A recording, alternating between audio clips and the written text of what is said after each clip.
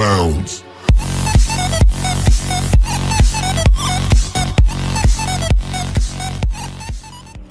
Halo teman-teman, perkenalkan nama saya Yudi Arta. Saya mahasiswa Manajemen Bisnis Politeknik Negeri Medan. Pada video kali ini, saya ingin membahas tentang bagaimana cara mengatasi data yang tidak valid dan tidak reliable dalam melakukan penelitian. Untuk lebih jelas, check it out. Nah, pembahasan kita kali ini adalah tentang uji validitas dan reliabilitas. Uji validitas adalah ketepatan atau kecermatan suatu instrumen dalam pengukuran. Sedangkan uji reliabilitas digunakan untuk mengetahui konsistensi alat ukur. Apakah alat pengukur yang digunakan dapat diandalkan dan tetap konsisten jika pengukuran tersebut diulang. Singkatnya, validitas itu digunakan untuk menguji suatu pertanyaan atau pernyataan. Sedangkan reliabilitas digunakan untuk menguji jawaban, apakah jawaban tersebut konsisten atau tidak. Menurut Ghazali pada tahun 2011, untuk mengetahui apakah suatu data valid atau tidak, itu didasarkan atas suatu keputusan, yaitu R hitung lebih besar daripada R tabel. Dan nilai signifikansi itu lebih kecil daripada 0,05 dan nilainya itu biasanya bersifat positif. Nah, jika dasar keputusannya sudah seperti yang saya sebutkan tadi, maka data tersebut bisa dinyatakan valid. Sedangkan pada reliable, menurut Ghazali pada tahun 2011, dasar keputusannya itu adalah jika nilai Cronbach alpha itu lebih besar daripada 0,60 atau 0,60. Sebagai contoh, di sini saya sudah menyiapkan data. Di sini ada pertanyaan 1 sampai dengan pertanyaan 8 dan juga ada total dari pertanyaan 1 sampai pertanyaan 8. Pada contoh ini, saya membuat responden berjumlah 30 responden. Pada kesempatan kali ini, saya akan membahas tentang bagaimana cara mengatasi data apabila data yang kita masukkan atau kita akan uji itu datanya tidak valid dan tidak reliable. Caranya, pada data yang sudah disediakan, misalnya data sampel yang sudah saya buat ini, itu akan kita hitung menggunakan aplikasi SPSS. Di sini SPSS yang saya gunakan adalah SPSS 22. Nah, untuk menghitungnya, pertama kita blok semua pertanyaan mulai dari pertanyaan 1 sampai dengan total. Kita blok, lalu kita copy, dan ini kita pindahkan datanya ke SPSS. Jangan lupa untuk memindahkannya itu letakkan kursor di bagian paling kiri sebelah atas pada SPSS. Lalu kita paste atau paste. Pada data yang sudah dipindahkan ke aplikasi SPSS, kita masuk ke variable view. Nah, di sini kita boleh rubah namanya menjadi P1, lalu P2, P3 sampai dengan berapa pertanyaan tadi yang sudah saya buat. Contohnya saya tadi ada membuat 8 pertanyaan. Jangan lupa pada bagian desimal ini kita buat desimalnya 0.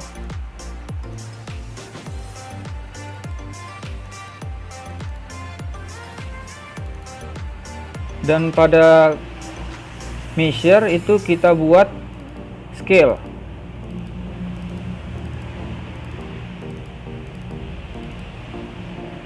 Jika sudah, kita kembali ke data view. Lalu untuk melakukan pengujian variabel, pengujian validitas, caranya adalah dengan masuk ke Analyze, lalu pilih Correlate, lalu Bivariate.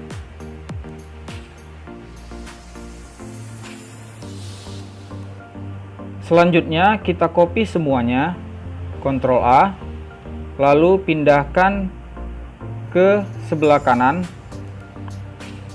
Setelah itu correlation coefficient tetap pada centang Pearson, lalu test significance to tailed, lalu klik OK.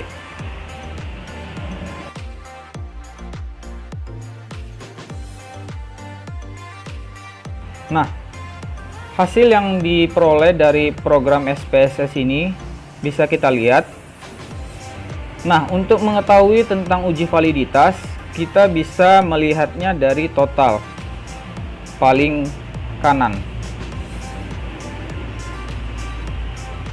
Itu ada di bagian Pearson correlation, misalnya ini 0,576, 0,582, 0,628, 0,320, dan seterusnya sampai dengan ke total yang terakhir ini 1.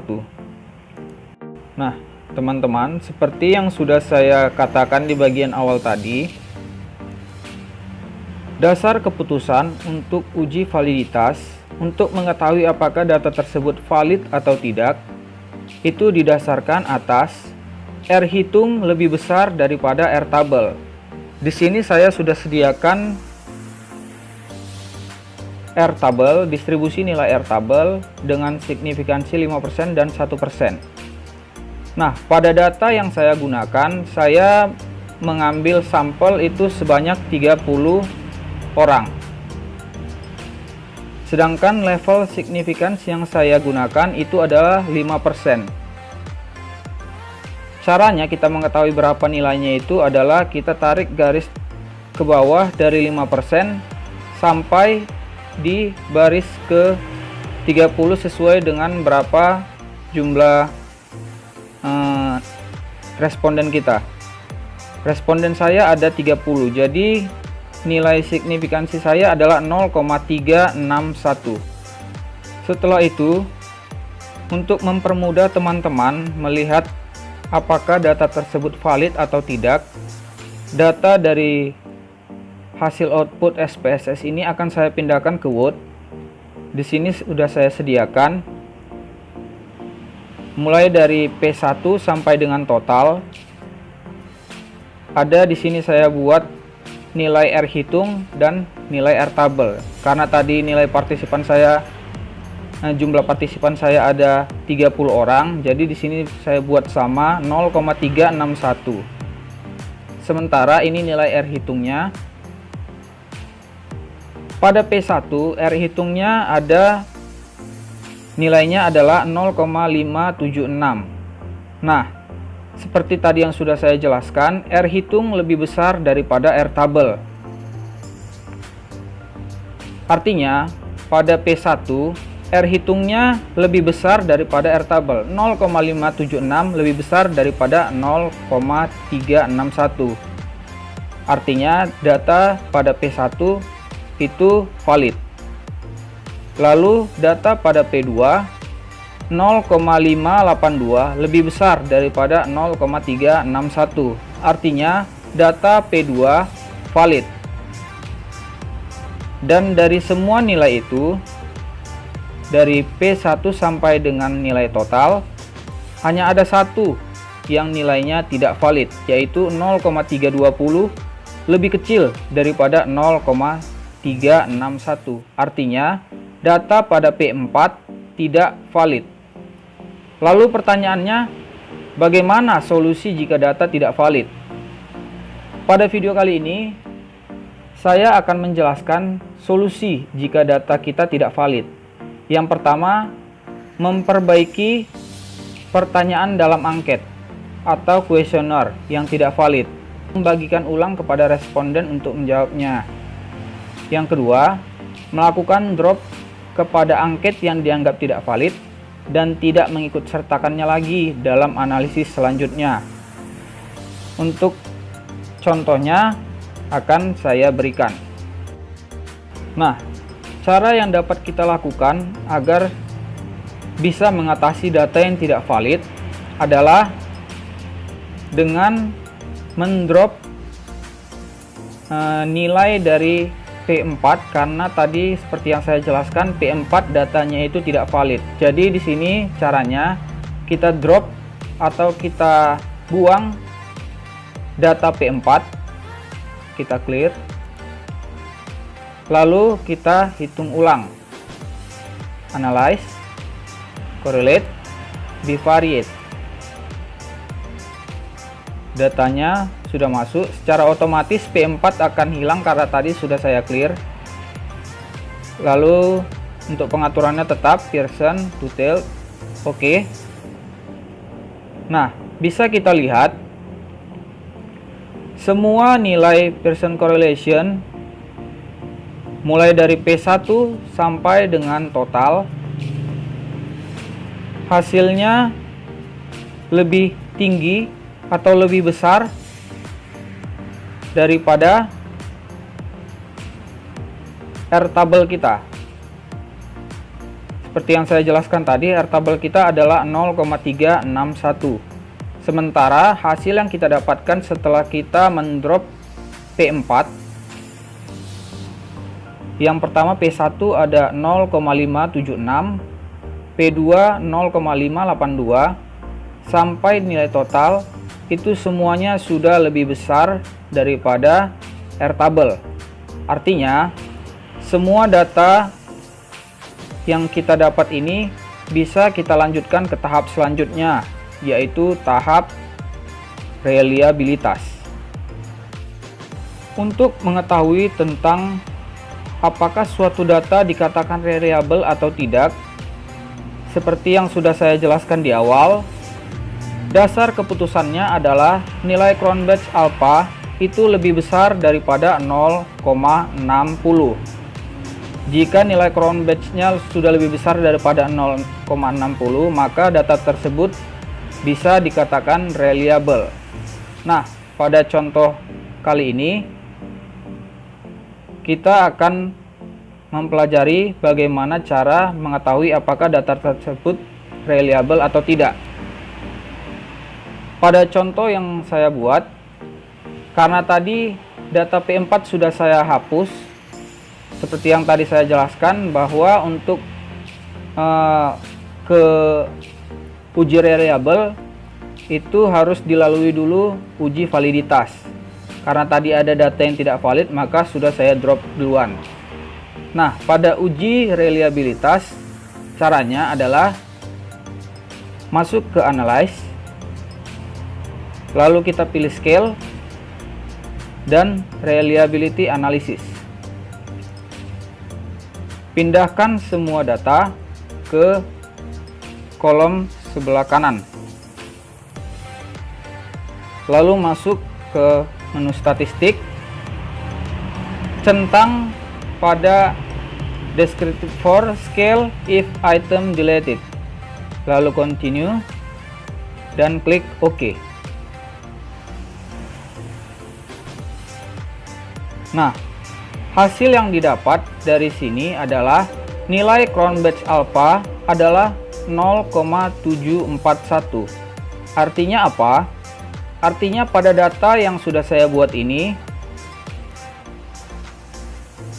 data tersebut bisa dikatakan reliable. Kenapa? Karena nilai Cronbach's alpha sudah lebih besar daripada 0,60. Nah, pertanyaannya, bagaimana solusi jika data tidak reliable? Di sini saya akan membuat dua cara solusi untuk membuat atau jika data tidak reliable. Yang pertama, itu bisa mengurangi data. Artinya, menghapus data yang memiliki nilai Cronbach's if item deleted itu paling besar. Jika ada nilai yang paling besar nilai cron batch if item deleted paling besar, nah itu dihapus. Yang kedua itu bisa dengan menambahkan data atau dengan menambahkan data cadangan ke dalam data yang belum reliable. Baik, sekian video saya kali ini. Semoga video saya bisa bermanfaat bagi teman-teman yang melihatnya. Sekian dan